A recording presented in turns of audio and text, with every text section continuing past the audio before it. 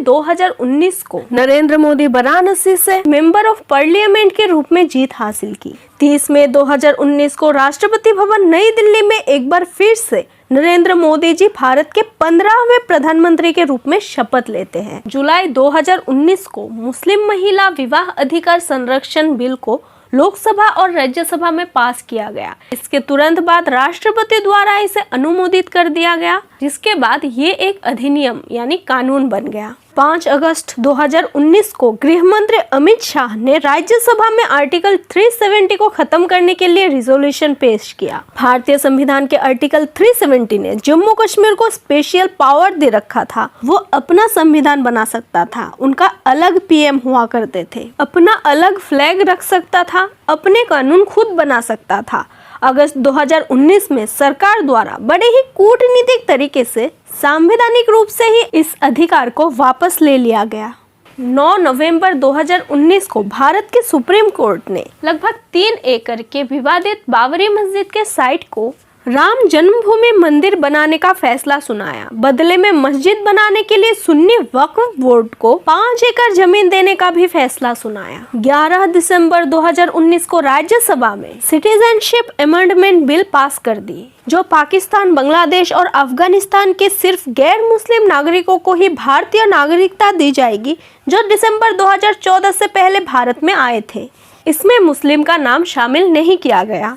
24 मार्च 2020 की शाम को सरकार ने भारत में कोविड-19 महामारी के चलते भारत के पूरे 138 करोड़ की आबादी की आवाजाही को रोकने के लिए लॉकडाउन का आदेश दिया।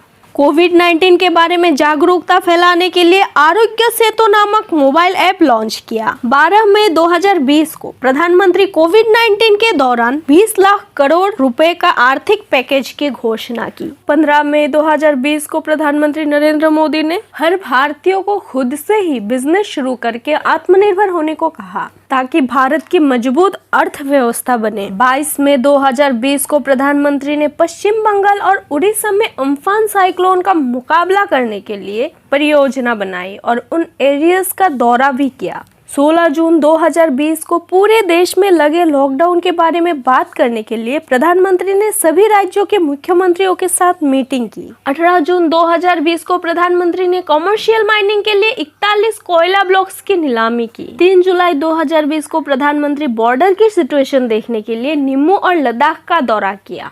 15 जुलाई 2020 को मोदी जी ने वर्ल्ड यूथ स्किल डे पर यूथ को स्किल बढ़ाने के लिए मोटिवेट किया। 17 जुलाई 2020 को पीएम मोदी ने United Nations economic and social council season में भाषण दिया। 22 जुलाई 2020 को पीएम मोदी ने इंडिया आइडियाज समिट में भाग लिया। 23 जुलाई 2020 को पीएम मोदी ने वीडियो कॉन्फ्रेंस के जरिए Manipur water supply project launch किया। 23 जुलाई 2020 को पीएम मोदी ने कोलकाता, मुंबई और नोएडा में कोविड टेस्टिंग फैसिलिटी को लॉन्च किया। 30 जुलाई 2020 को प्रधानमंत्री ने मॉरिशस के प्रधानमंत्री के साथ मॉरिशस के न्यू पार्लियामेंट बिल्डिंग का उद्घाटन किया। 1 अगस्त 2020 को प्रधानमंत्री स्मार्ट इंडिया हैकाथन 2020 के ग्रैंड फिनाले पहुंचे। 5 अगस्त 2020 को प्रधानमंत्री ने अयोध्या में हनुमानगढ़ी मंदिर में प्रार्थना की और फिर अयोध्या में राम मंदिर बनाने के लिए भूमि पूजन किया। 20 सितंबर 2020 को राज्यसभा में 3 फार्म रिफॉर्म बिल पास हुआ। 27 सितंबर 2020 राष्ट्रपति रामनाथ कोविंद ने उन 3 बिल को मंजूरी दे दी।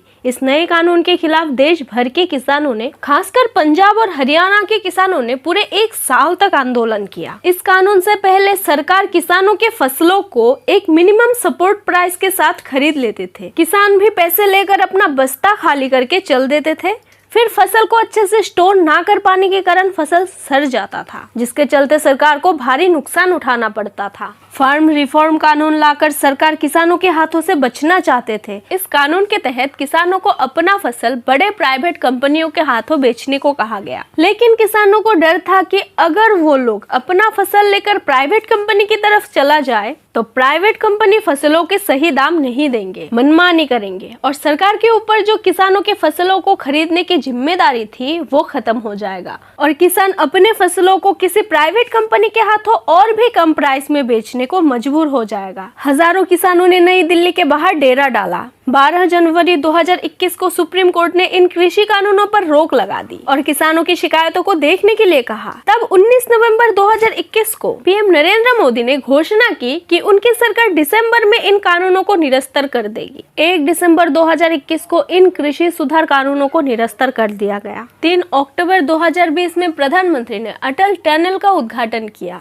12 दिसंबर 2020 में प्रधानमंत्री ने FICCI की एनुअल मीटिंग में भाषण दिया। 15 दिसंबर 2020 में प्रधानमंत्री ने कच्छ में मल्टीपल डेवलपमेंट्स की आधारशिला रखी। 17 दिसंबर पीएम मोदी बांग्लादेश के पीएम के साथ बैठक की। 18 दिसंबर 2020 को पीएम मोदी मध्य प्रदेश में आयोजित किसान सम्मेलन पहुंचे। 21 दिसंबर 2020 को पीएम मोदी ने वियतनाम के पीएम के साथ मीटिंग की। 22 दिसंबर 2020 को पीएम मोदी ने अलीगढ़ मुस्लिम यूनिवर्सिटी के शताब्दी समारोह में हिस्सा लिया। 24 दिसंबर 2020 में मोदी ने विश्व भारती विद्यालय और शांति निकेतन के शताब्दी समारोह में हिस्सा लिया। 25 दिसंबर 2020 में पीएम मोदी ने पीएम किसान सम्मान निधि के तहत इंस्टॉलमेंट जारी की। 28 दिसंबर 2020 को पीएम मोदी ने महाराष्ट्र से पश्चिम बंगाल तक 100वीं किसान रेल को हरी झंडी दिखाई। 29 दिसंबर 2020 को पीएम मोदी ने न्यू भावपुर खुर्जा स्टेशन का उद्घाटन किया। 31 दिसंबर 2020 को पीएम मोदी ने राजकोट में एम्स की फाउंडेशन रखी। 1 जनवरी 2021 को पीएम मोदी ने 6 राज्यों में लाइट हाउस प्रोजेक्ट के आधारशिला रखी। 2 जनवरी 2021 को पीएम मोदी ने ओडिशा में IIM संबलपुर के परमानेंट कैंपस की आधारशिला रखी। 14 फरवरी 2021 को पीएम मोदी ने केरल में करोड़ों के 5 डेवलपमेंट प्रोजेक्ट लॉन्च किया। 18 फरवरी 2021 में पीएम मोदी ने असम में 7,700 करोड़ रुपए की सड़क परियोजना का उद्घाटन किया। 9 मार्च 2021 को पीएम ने भारत बांग्लादेश की मैत्री ब्रिज का उद्घाटन किया। 9 मार्च 2021 को ही पीएम ने 3,518 करोड़ रुपए की 8 इंफ्रास्ट्रक्चर प्रोजेक्ट की आधारशिला रखी। 15 मार्च 2021 को पीएम मोदी ने भारत भर में कोविड-19 के बढ़ते केसेस को देखकर सभी मुख्यमंत्रियों के साथ वीडियो कॉन्फ्रेंस में बैठक की। 7 अप्रैल 2021 को पीएम मोदी ने छात्रों के साथ परीक्षा पे चर्चा की। 11 अप्रैल 2021 को पीएम मोदी ने टीका उत्सव की शुरुआत की और हर एक व्यक्ति को टीका लगवाने के लिए इनवाइट किया। 2 मई 2022 पीएम मोदी जर्मनी की यात्रा की। 3 मई को डेनमार्क की यात्रा की। 4 मई को फ्रांस की यात्रा की। 16 मई को नेपाल की 5वीं यात्रा की। 23 मई को जापान की यात्रा की। 26 जून 2022 को जर्मनी की यात्रा की। 28 जून को UAE की यात्रा की। 15 सितंबर 2023 को उज्बेकिस्तान की यात्रा की। 27 सितंबर को जापान की यात्रा की। 15 नवंबर 2023 को इंडोनेशिया की यात्रा की। 19 मई को पीएम मोदी जापान का दौरा किया। 21 मई को पीएम मोदी पेपुआ न्यू गिनी का दौरा किया। 22 मई को पीएम मोदी ऑस्ट्रेलिया का दौरा किया। 20 जून 2023 को पीएम मोदी USA की यात्रा पर थी। 25 जून 2023 को पीएम मोदी मिस्र का दौरा करते हैं। 13 जुलाई 2023 को पीएम फ्रांस की यात्रा पर थी। 15 जुलाई 2023 को पीएम UAE का दौरा करते हैं। 25 अगस्त 2023 को ग्रीस की यात्रा करते हैं। 5 सितंबर 2023 को इंडोनेशिया की यात्रा करते हैं। 30 नवंबर 2023 को पीएम मोदी फिर से UAE की यात्रा करते हैं। इसी जनवरी 2024 को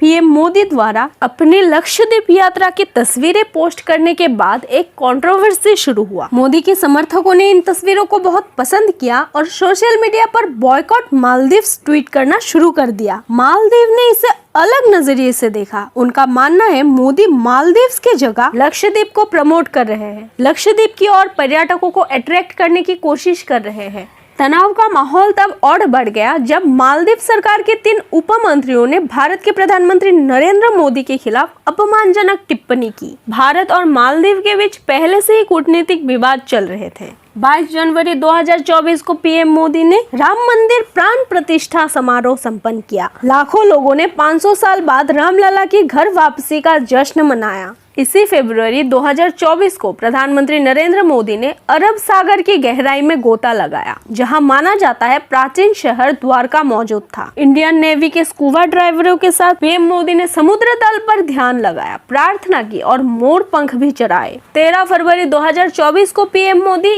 UAE का दौरा करते हैं। 24 फरवरी को पीएम मोदी कतर का दौरा करते हैं। 25 फरवरी 2024 को पीएम मोदी सुदर्शन सेतु का उद्घाटन करते हैं। 29 फरवरी 2024 को पीएम मोदी मॉरिशस में गए हुए थे। 9 मार्च 2024 को पीएम मोदी सेला टनल का उद्घाटन करते हैं और 23 मार्च 2024 को पीएम मोदी भूटान का दौरा करते हैं। मोदी सरकार ने और भी कई सारे अमृत योजना, हृदय योजना, Beti Bachao Beti Padhao, smart city mission, digital India mission, startup India, stand up India, Namami Gange जैसे सैकड़ों योजनाएं बनाए। अब आप कमेंट करके बताएं कि आप इनमें से किन किन योजना का लाभ उठा पाए। इतना कुछ करने के बावजूद भारत में बेरोजगारी क्यों, महंगाई क्यों और कब हमारे देश शिक्षा और तरक्की के मामले में बहुत आगे निकल जाएंगे।